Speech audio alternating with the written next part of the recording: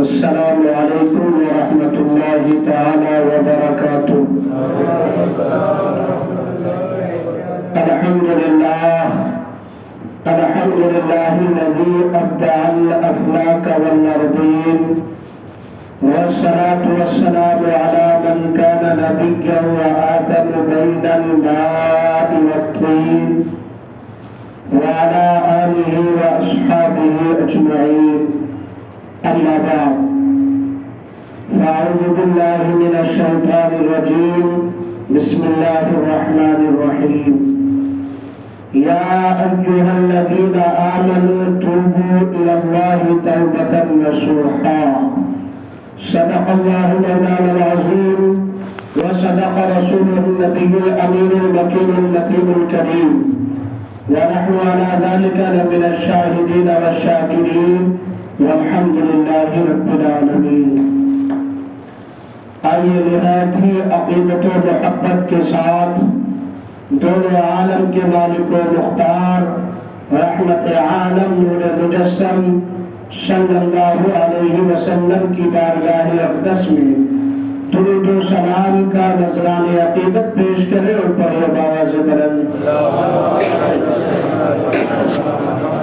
اللہم صلی علی سیدنا مولانا محمد وآلہ وسلم، صلاۃ و سلام علیک یا رسول اللہ صلی اللہ تعالی علیہ وسلم۔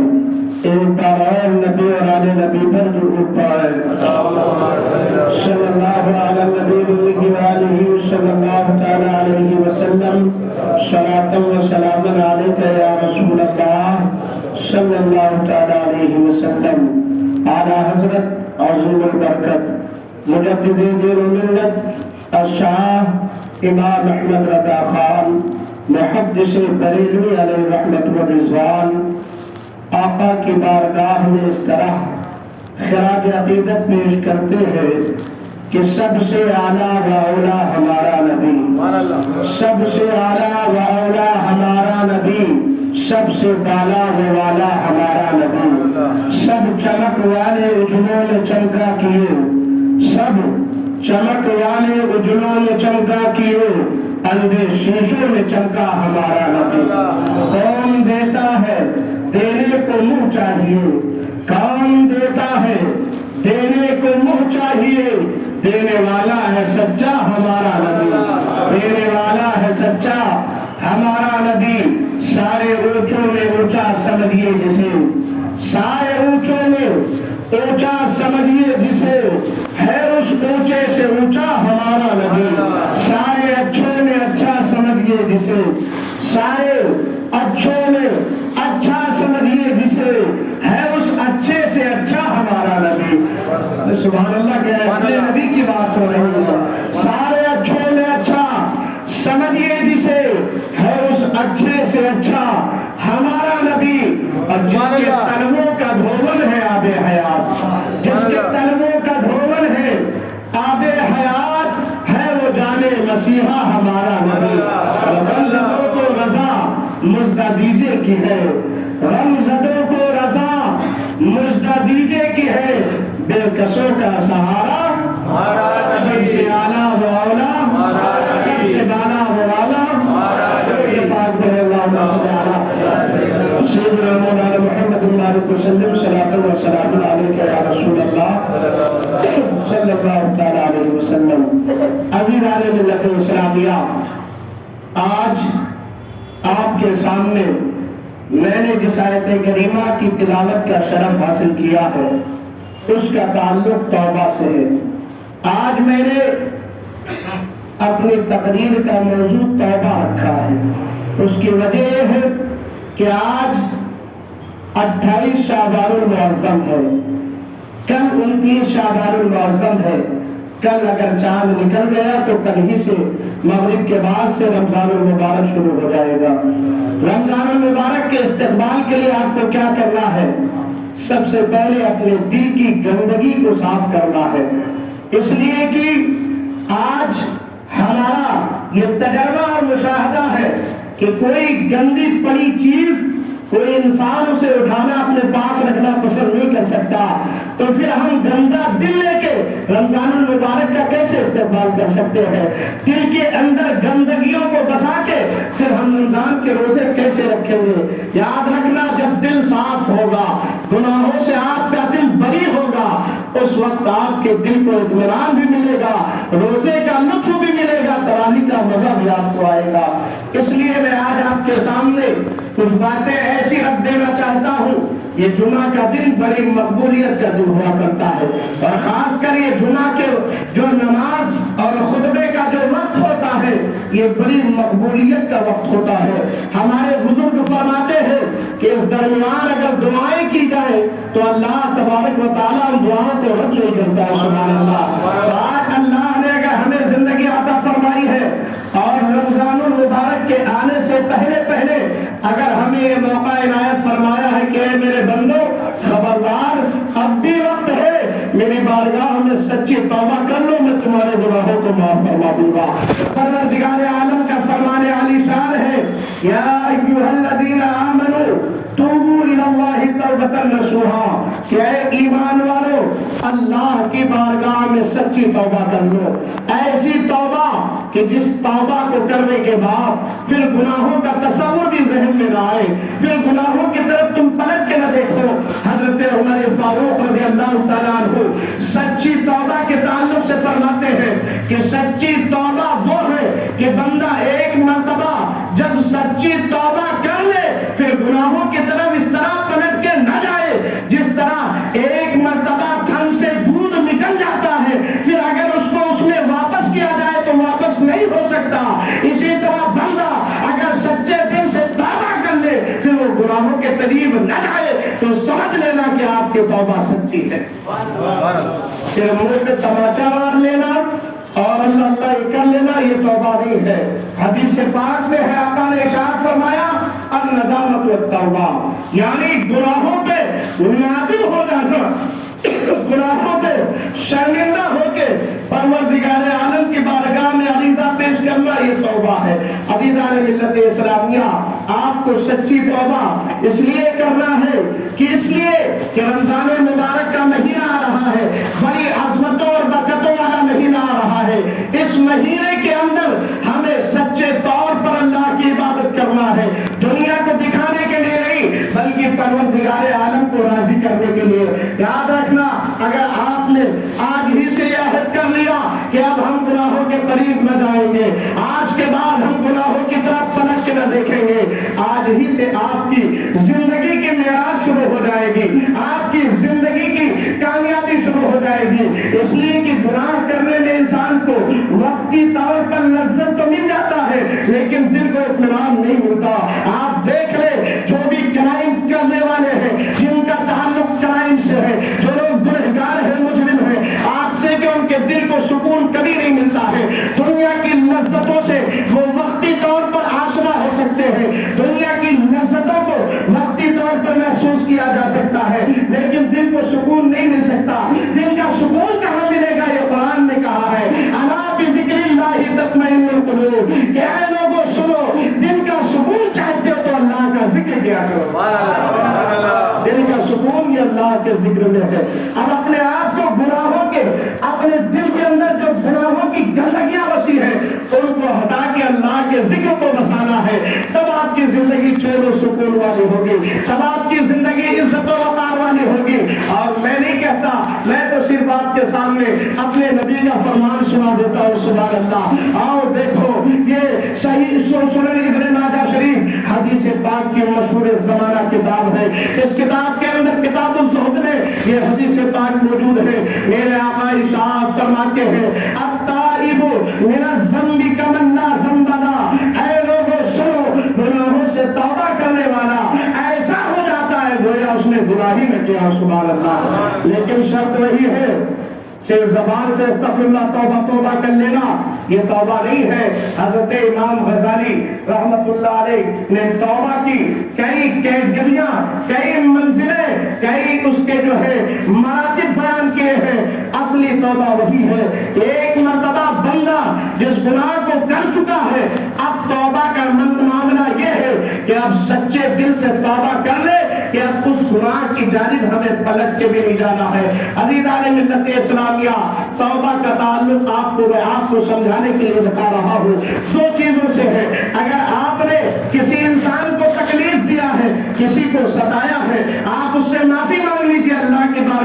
توبہ کر لیجیے اللہ معاف فرما دے گا. اور جن گناہوں کا تعلق بندوں سے نہیں ڈائریکٹ اللہ سے ہے, مثال کے طور پر تم نے نماز چھوڑی ہے, اب اللہ کی بارگاہ میں سچی توبہ کرے اور یہ عہد کر لے کہ اب آئندہ نماز نہیں چھوڑیں گے اور جو نمازیں چھوٹ گئی ہیں ان کی ہم قضا کریں گے. یہ سچی توبہ ہوتی ہے. یہ نہیں کہ صرف زبان سے کہہ لیا میں نے توبہ کر لیا, نہیں پیارے, سچی توبہ یہ ہے کہ گناہوں سے نادم ہو کے, گناہوں کے شرمندہ ہو کے آپ اللہ کی بارگاہ کی طرف لوٹ جائیں. اور یاد رکھنا مسلمانوں, جو لوگ ایسا کرتے ہیں اللہ ان کے دل کی صفائی کر دیتا ہے, ان کے دل کے اندر روشنی پیدا کر دیتا ہے, ان کی زندگیاں خوبصورت بن جاتی ہے. آؤ دکھاؤ میں آپ کو صحیح مسلم شریف کتاب التوبہ کے اندر یہ حدیث پاک موجود ہے. حضرت ابو سعید خدری رضی اللہ تعالیٰ عنہ اس حدیث کے راوی ہیں, وہ بیان کرتے ہیں کہ ایک دن پیارے آقا صلی اللہ تعالیٰ علیہ وسلم نے ارشاد فرمایا, ایک شخص تھا جس نے 99 لوگوں کو قتل کیا تھا. ایک قتل یہ بہت بڑا جرم ہوا کرتا ہے, اور ایک ایسا شخص جس نے 99 لوگوں کو قتل کیا, لیکن قتل کرنے کے بعد ایک دن اس کے ذہن میں خیال آتا ہے کہ میں کتنا بڑا پاپی ہوں, میں کتنا بڑا گنہگار ہوں, اللہ کی بارگاہ میں ہمیں توبہ کر لینا چاہیے. عزیزان ملت اسلامیہ, یہ حدیث پاک بتانے کا مقصد یہ ہے کہ اگر آپ سے گناہ سرزد ہو گئے ہیں تو آپ جو ہے مایوس نہ ہوئیے, اس لیے کہ اللہ کا فرمان ہے لا تقنطوا من رحمت اللہ, اللہ کی رحمت سے تمہیں نا امید نہیں ہونا ہے, بلکہ اللہ کی رحمت سے امید رکھتے ہوئے گناہوں سے توبہ کرنا ہے. عزیزان ملت اسلامیہ, 99 لوگوں کو قتل کرنے کے بعد اس کے ذہن میں خیال آتا ہے کہ چلو توبہ کر لیتے ہیں. اب وہ توبہ کی غرض سے ایک عبادت گزار ایک پادری کے پاس, راہب کے پاس جاتا ہے اور اس سے کہتا ہے کہ میں نے 99 لوگوں کو قتل کیا ہے, کیا میری توبہ قبول ہو سکتی ہے, کیا اللہ مجھے معاف فرما سکتا ہے. اس شخص نے کہا, جو راہب تھا وہ اصل میں عالم نہیں تھا, عبادت گزار تھا, پادری. اس نے کہا کہ جس شخص نے 99 لوگوں کو قتل کیا ہو اس کی توبہ کبھی نہیں قبول ہو سکتی. جہاں تیری اب توبہ قبول نہیں ہوگی. اب اس کو تھوڑی سی مایوسی ہوتی ہے اور کہتا ہے کہ جب توبہ قبول ہی نہیں ہونی ہے تو 99 کیوں نہ سنچری ہی لگا دیتے ہیں. تلوار اس نے نکالی اور سیدھا اس شخص کی بھی گردن اڑا دی. کہا 99 کیوں 100 پورا کر دیتا ہو. اس شخص کو قتل کر دیا. پھر تھوڑے دن ٹھہرا رہا. مسند احمد ابن حنبل کے اندر ان الفاظ میں بیان کیا گیا کہ وہ تھوڑے دن وقفہ کرتا ہے, لیکن اس کا دل پھر بے چین ہوتا ہے اور وہ اللہ کی طرف راغب ہونا چاہتا ہے, اپنے گناہوں سے توبہ کرنا چاہتا ہے. اسی تلاش میں ایک عالم دین کے پاس پہنچتا ہے اور کہتا ہے کہ یہ بتائیے کہ میں نے 100 لوگوں کا قتل کیا ہے, 100 لوگوں کو میں نے مار ڈالا ہے, کیا میری توبہ قبول ہو سکتی ہے, کیا اللہ مجھے معاف فرما دے گا. عالم دین نے کہا کہ اللہ کی رحمت بڑی وسیع ہے, اللہ معاف کرنے والا, اللہ گناہوں کی بخشش فرمانے والا ہے. تو سچے دل سے توبہ کر لے تو اللہ کی ذات سے امید یہ ہے کہ اللہ تجھے معاف کر دے گا. اس نے کہا ٹھیک ہے. اس نے سچے دل سے توبہ کیا. پھر عالم نے اسے ایک مشورہ دیا کہ اے شخص, تو جس آبادی میں رہتا ہے یہ گنہگار لوگوں کی آبادی ہے, یہ جو ہے خطا کار لوگوں کی آبادی ہے. اس آبادی کو چھوڑ کے تو دوسری آبادی میں چلا جا, وہاں اللہ کے نیک بندے رہتے ہیں اور ان کی صحبت میں رہ, اور اللہ کے نیک بندوں کی صحبت میں جب تو رہے گا تو تیری توبہ بھی قبول ہوگی اور تیرے درجے بھی بلند ہو جائیں گے. عالم دین کی بات سننے کے بعد وہ شخص سیدھا وہاں اپنی آبادی کو چھوڑ کے, کیونکہ اس نے سچی توبہ کیا تھا, دکھانے کے لیے نہیں بلکہ اللہ کو راضی کرنے کے لیے اس نے توبہ کیا تھا. اس نے اپنے آبادی کو چھوڑ دیا اور اس ارادے سے کہ جس آبادی میں عبادت گزار لوگ اللہ کے نیک بندے رہتے ہیں اب جا کے وہی بیان کیا جائے گا, انہیں کی خدمت کی جائے گی, انہیں کی برکت حاصل کی جائے گی. چنانچہ اس نیت سے وہ اپنی آبادی سے نکلتا ہے. جیسے ہی اپنی آبادی سے باہر نکلتا ہے اور اس آبادی کی جانب جا ہی رہا تھا, راستے میں پہنچتا ہے کہ فوراً حضرت اسرائیل علیہ السلام پہنچ جاتے ہیں. اس کی موت کا وقت ہو جاتا ہے. اب اس کی روح قبض کر لی جاتی ہے. راستے میں پہنچا تھا توبہ کی نیت سے, سچی توبہ کر کے اللہ والوں کی برکت حاصل کرنے کے لیے جا رہا تھا. راستے ہی میں اس کا انتقال ہو جاتا ہے. اب رحمت کے فرشتے بھی حاضر ہوتے ہیں, عذاب کے فرشتے بھی حاضر ہوتے ہیں. رحمت کے فرشتے کہتے ہیں کہ ہم اسے جنت میں لے جائیں گے, اس لیے کہ اس نے توبہ کا ارادہ کیا تھا اور اللہ والوں کی برکت میں اللہ والوں کی صحبت کے لیے جا رہا تھا, ان کی صحبت سے برکت حاصل کرنے کے لیے جا رہا تھا, اس لیے ہم اسے جنت میں لے جائیں گے. سے جہنم میں لے جائیں گے. اس نے ارادہ تو یہ کیا تھا کہ جو ہے یہ ہم اللہ والوں کی برکت حاصل کریں گے, لیکن ان کی آبادی میں ابھی پہنچا نہیں ہے, اس لیے ہم اس جہنم میں لے جائیں گے. دونوں فرشتوں میں آپس میں ٹکراؤ ہو جاتا ہے. ان کے درمیان فیصلہ کرنے کے لیے اللہ تبارک و تعالیٰ ایک فرشتے کو انسانی شکل و صورت میں بھیجتا ہے اور ارشاد فرماتا ہے جاؤ ان کے درمیان فیصلہ کر دو. چنانچہ وہ فرشتہ ان کو درمیان حاضر ہوتا ہے اور کہتا ہے کہ تم بتاؤ تم دونوں کا آپس میں اختلاف کیوں ہے. رحمت کے فرشتوں نے کہا ہم اسے جو ہے جنت میں لے جانا چاہتے ہیں. عذاب کے فرشتوں نے کہا ہم اسے جہنم میں لے جانا چاہتے ہیں. تو اس اللہ کے فرشتے نے کہا فیصلہ اس طرح نہیں ہو سکتا, بلکہ فیصلہ اس طرح ہوگا کہ تم دونوں طرف کی آبادی کی زمین ناپ لو. اگر یہ گنہگاروں کی آبادی سے قریب ہے تو اس کو عذاب کے فرشتے لے کے چلے جائیں گے, اور اگر یہ اللہ والوں کی آبادی کے قریب ہے تو اسے جنت کے فرشتے لے کے جائیں گے. چنانچہ جب زمین ناپی جاتی ہے, ایک روایت میں یہ ہے کہ اللہ تبارک و تعالیٰ نے اس طرف کی زمین یعنی جس طرف وہ جا رہا تھا اللہ والوں کی آبادی کی زمین کو حکم دیا کہ زمین سمٹ جا. چنانچہ وہ زمین سمٹ جاتی ہے اور وہ اس کے قریب ہو جاتا ہے. دوسری روایت میں یہ ہے کہ وہ اپنے سینے کے بل تھوڑا آگے کھسک جاتا ہے, ایک بالشت کے برابر جو ہے اللہ والوں کی آبادی کے قریب ہو جاتا ہے. چنانچہ جب زمین ناپی جاتی ہے وہ اللہ والوں کی آبادی کے قریب پایا جاتا ہے. اب فیصلہ ہو جاتا ہے کہ اسے عذاب کے فرشتے نہیں بلکہ جنت کے فرشتے لے کے جائیں گے. سبحان اللہ. یہ اسے انعام کیوں ملا؟ اس لیے کہ اس نے سچی توبہ کیا تھا. اس نے اپنے دل میں ٹھان لیا تھا کہ اب ہم گناہ تو کیا ہے بلکہ اس آبادی کو بھی چھوڑ دیں گے جس میں گنہگار رہتے ہیں. اے میرے پیارے مسلمان بھائیوں, اب رمضان آنے والا ہے, رحمتوں والا مہینہ آنے والا ہے. شعبان کے 28 دن گزار دیے, اب آپ کے پاس صرف 2 دن ہے, only 2 days. ان 2 دنوں کے درمیان آج اور کل کے درمیان آپ کو تیاری کرنا ہے. ایون تو گزر گیا, اب آنے والی زندگی میں ہمیں اللہ کی بارگاہ میں سچی توبہ کر کے اللہ کو راضی کرنا ہے. قسم خدا کی اس حالت میں اگر آپ کو معاف بھی آ جائے گی تو میرا ایمان کہتا ہے کہ اللہ آپ کو معاف کروا دے. کہ آپ نے سچے دل بے عہد کر لیا, یہ ٹھان لیا کہ آج کے بعد گناہوں کے قریب نہ جائیں گے, تو میرا ایمان کہتا ہے کہ اگر اس حالت میں آپ کو موت آ گئی تو اللہ آپ کے گناہوں کو معاف فرما دے گا, اللہ آپ کی بخشش فرما دے گا. اس لیے کہ اللہ کی ذات سے کبھی ناامید نہیں ہونا ہے, لیکن شرط وہی ہے کہ سچی توبہ ہونی چاہیے. آپ میں سے کتنے ایسے ہیں جنہوں نے گناہ کیا ہم نہیں جانتے. اللہ کی ستاری پہ راز کیجیے سبحان اللہ کہ اللہ کتنا بڑا رحیم ہے, کتنا ستار ہے, کتنا غفار ہے.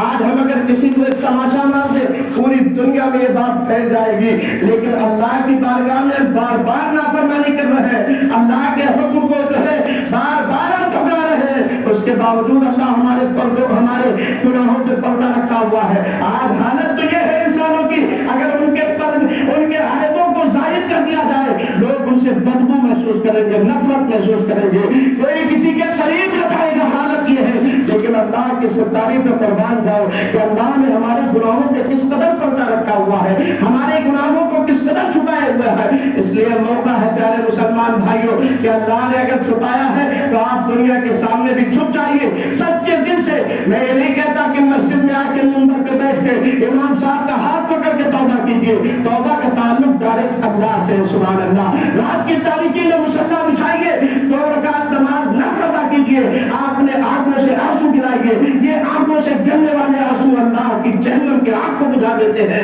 عزیزان ملت اسلامیہ, اس کے بعد سچے دل سے توبہ کر لیجیے. آپ دیکھیں اللہ کے آپ کے اوپر کتنی برکتیں اور رحمتیں نازل ہوتی ہیں. عزیزان ملت اسلامیہ, توبہ کرنے والے کبھی محروم نہیں ہوتے, اس لیے کہ یہ میرا فرمان نہیں ہے بلکہ پروردگار عالم نے کہا ہے. قرآن کریم کے اندر صاف صاف نے اعلان فرما دیا ہے ان اللہ یحب التوابین و یحب المتطہرین, کہ بے شک اللہ تعالیٰ توبہ کرنے والوں کو پسند کرتا ہے. سبحان اللہ.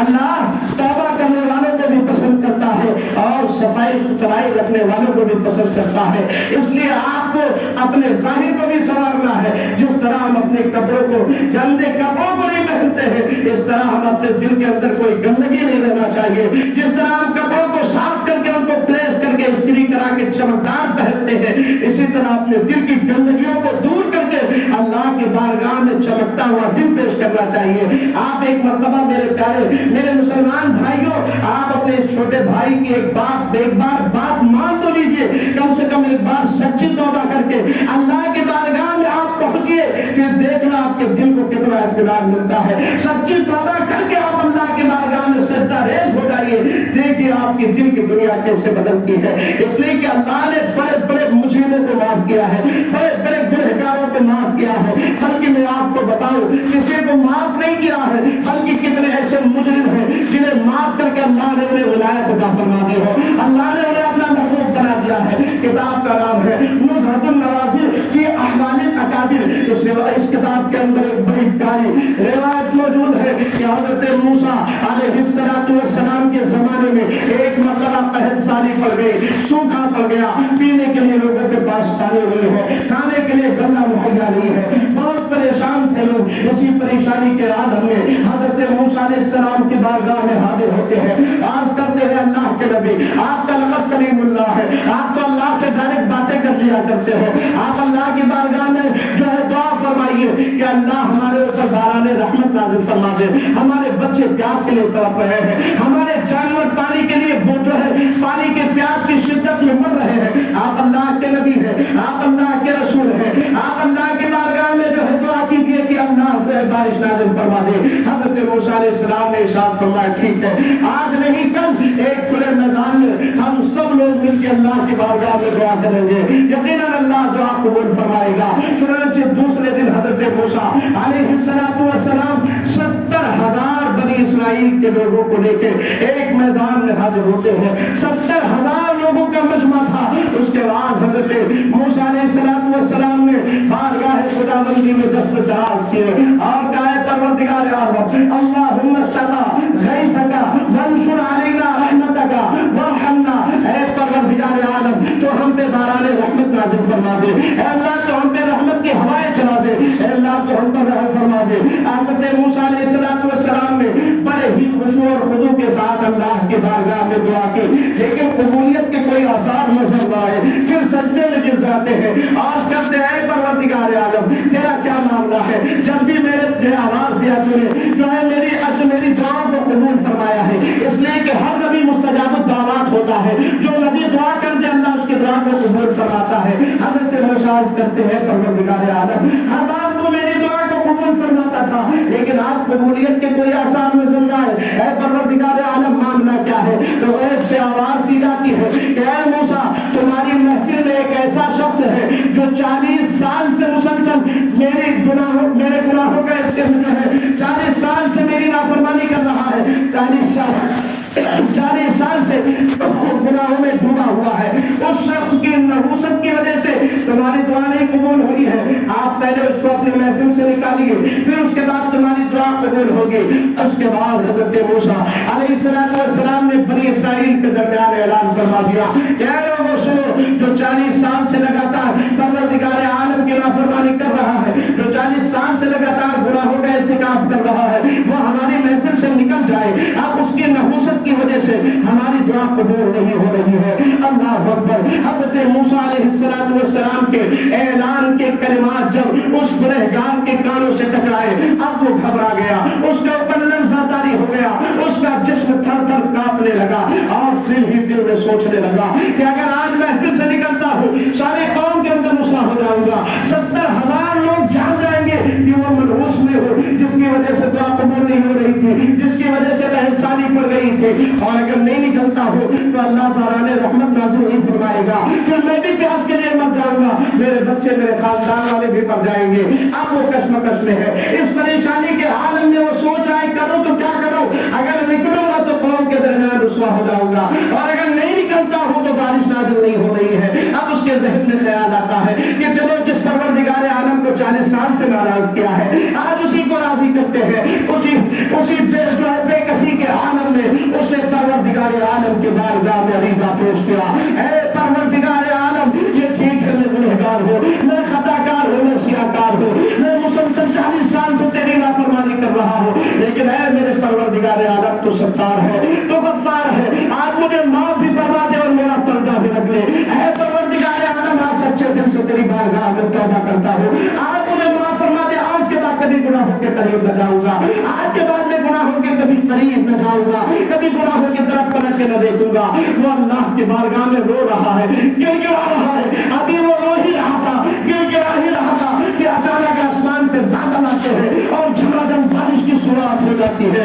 اللہ اکبر! جب باران رحمت نازل ہونا شروع ہو جاتی ہے، حضرت موسیٰ علیہ السلام پر امداد چننے ہیں، پھر سجدے میں گرتے اور کہتے ہیں پروردگار عالم، تیرا تو حکم تھا کہ میں اس گنہگار کو اپنی محفل سے نکالوں، تب تو میری توبہ کو قبول فرمائے گا، تب باران رحمت نازل فرمائے گا۔ ابھی میری محفل سے کوئی شخص نکلا نہیں ہے، سب کے سب یہی موجود ہیں اور تو نے باران رحمت نازل فرما دی، معاملہ کیا ہے؟ تو غیب سے آواز دی جاتی ہے کہ اے موسیٰ، جس شخص کی نحوست کی وجہ سے تمہاری دعا قبول نہیں ہو رہی تھی، اب اسی کی برکت کی وجہ سے ہم نے بارش نازل فرمائی۔ اے موسیٰ، جس شخص کی نحوست کی وجہ سے تمہاری دعا قبول نہیں ہو رہی تھی، اب اسی شخص کی برکت کی وجہ سے میں نے باران رحمت نازل فرما دی ہے۔ اللہ اکبر! حضرت موسیٰ علیہ السلام کہتے ہیں اے پروردگار عالم، آخر وہ کون شخص ہے، میں اسے دیکھنا چاہتا ہوں۔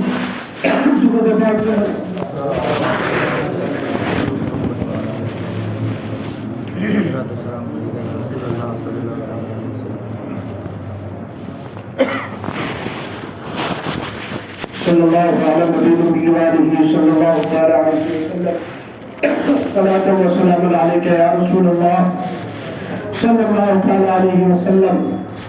حضرت موسیٰ علیہ السلام نے اللہ کی بارگاہ میں عریضہ پیش کیا کہ اے پروردگار عالم، میں اس شخص کو دیکھنا چاہتا ہوں، میں اس کی زیارت کرنا چاہتا ہوں۔ اللہ اکبر! اب ویسے سے آواز دی جاتی ہے کہ اے موسیٰ، جب وہ گنہگار تھا، جب وہ خطا کار تھا، تب تو میں نے اس کے گناہوں کو چھپائے رکھا، تب تو میں نے اس کے گناہوں پہ پردہ ڈال رکھا، اسے قوم نے رسوا نہ کیا۔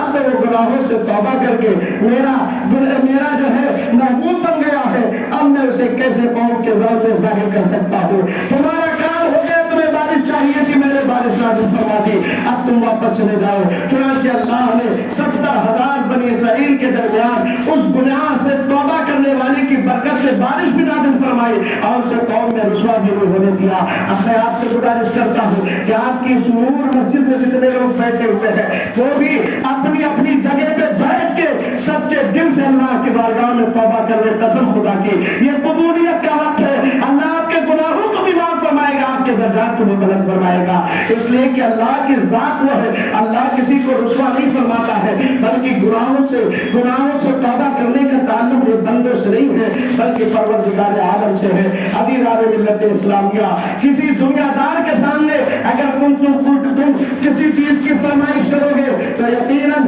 وہ تمہیں رسوا بھی کر سکتا ہے، تمہیں ذلیل بھی کر سکتا ہے، لیکن پروردگار عالم کی بارگاہ میں اگر تم جو ہے اللہ کی بارگاہ میں توبہ کرو گے، اللہ کی بارگاہ میں فریاد کرو گے تو اللہ تبارک و تعالیٰ نے تمہیں کبھی رسوا کرے گا اور نہ کبھی تمہیں محروم کرے گا۔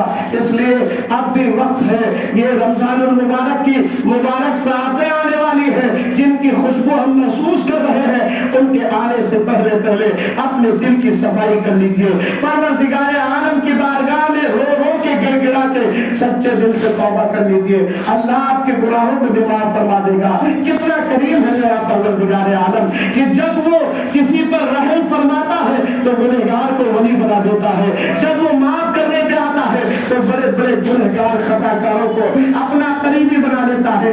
عزیزان ملت اسلامیہ، اس لیے آج آپ کو اللہ کی بارگاہ میں توبہ کرنا ہے، اللہ کو جو ہے اللہ کی نافرمانی سے باز آ جانا ہے۔ یاد رکھنا، اگر آپ اسی طرح جو ہے گناہوں میں ڈوبے رہے، زندگی موت کا کوئی بھروسہ نہیں ہے۔ ہم نے دیکھا ہے کہ ہمارے درمیان کتنے ایسے جو تھے جو پچھلے رمضان المبارک میں ہمارے ساتھ جنہوں نے افطاریاں کی، جنہوں نے ہمارے ساتھ نمازیں پڑھی، تراویح پڑھی، آج وہ ہمارے درمیان نہیں ہے، اس لیے کہ ان کا وقت پورا ہو گیا، وہ چلے گئے۔ اس لیے اب بھی وقت ہے آپ کے پاس، رمضان المبارک کی مبارک ساعتیں آنے سے پہلے آپ کو اپنے گناہوں سے توبہ کر لینا ہے، اللہ کی بارگاہ میں سچے طور پر اپنے گناہوں پہ نادم ہو کے اللہ کو راضی کر لینا ہے۔